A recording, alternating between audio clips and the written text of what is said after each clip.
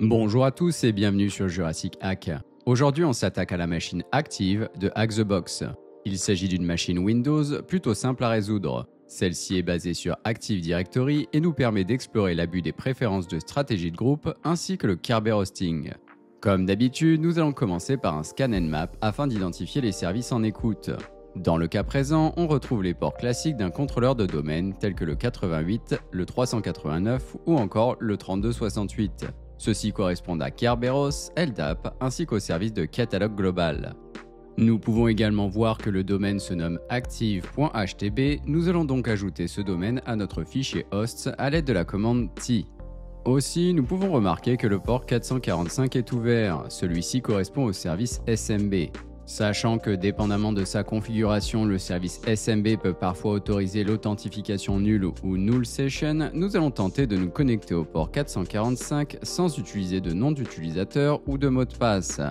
Pour ce faire, nous allons utiliser SMB Client et les options "-n" et "l" afin que l'outil ne demande pas d'identifiant et liste les éventuels répertoires. Ici, nous obtenons une liste de répertoires, la connexion anonyme est donc possible.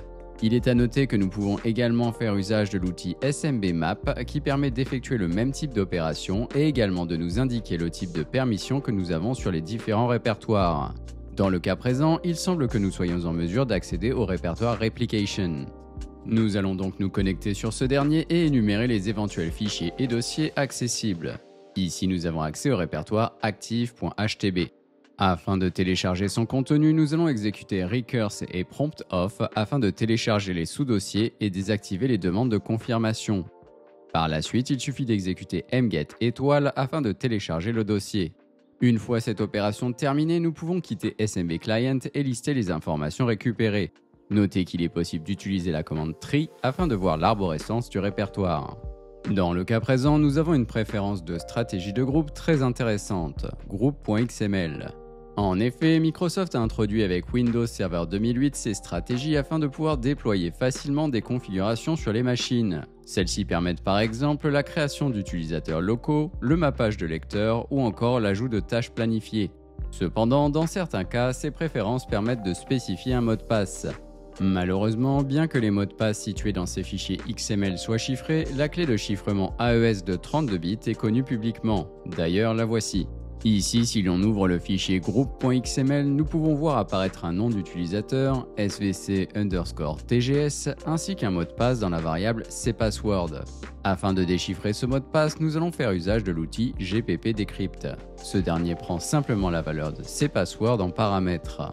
Une fois le mot de passe en clair obtenu, nous allons faire usage de l'outil netexec afin de voir s'il est possible de s'authentifier au contrôleur de domaine à l'aide des identifiants que nous avons découverts. Dans le cas présent, ces identifiants sont bien valides. Via ce compte compromis, nous allons tenter de voir s'il est possible d'accéder au répertoire Users que nous avons découvert sur le partage SMB précédemment. Ici, il suffit de faire usage de SMB Client avec le paramètre "-u contenant le nom d'utilisateur du compte. Une fois connecté, nous allons nous placer dans le répertoire svc_tgs. Ce dernier contient le répertoire Desktop qui contient lui-même le flag utilisateur. Nous allons donc le télécharger et l'ouvrir sur notre machine. Pour ce qui est de l'escalade de privilèges, c'est plutôt simple. Dans un premier temps, nous allons vérifier s'il existe des utilisateurs disposant d'un SPN. Un SPN ou Service Principal Name est un identifiant unique associé à un compte dans Active Directory. Celui-ci permet d'associer des noms de service Kerberos à des comptes. Lorsqu'un compte possède un nom de service Kerberos, n'importe quel utilisateur authentifié peut demander un ticket pour ce service. Afin de valider cela, nous allons utiliser l'outil inpacketGetUserSPN. Ici, nous pouvons voir que le compte administrator dispose d'un SPN pour CIFS. Il est à noter que le SPN CIFS est utilisé par le service de partage de fichiers Windows et permet à Kerberos d'authentifier les connexions réseau à un partage de fichiers. Cependant, il existe une attaque permettant d'abuser des comptes disposant d'un SPN et de récupérer le hash de leur mot de passe, le Kerberos hosting. En effet, ici l'idée est d'effectuer une demande de Ticket Granting Service ou TGS pour le service CIFS. Le problème ici est que le TGS est chiffré avec le hash du mot de passe du compte offrant le service, et donc d'administrator. Si l'on parvient à récupérer le TGS, nous pouvons donc effectuer une attaque de brute force hors ligne et tenter d'obtenir son mot de passe en clair. Pour ce faire, nous allons modifier notre commande précédente et ajouter l'option "-request". Suite à cela, nous pouvons voir apparaître le ticket Kerberos chiffré avec le hash du mot de passe du compte administrator.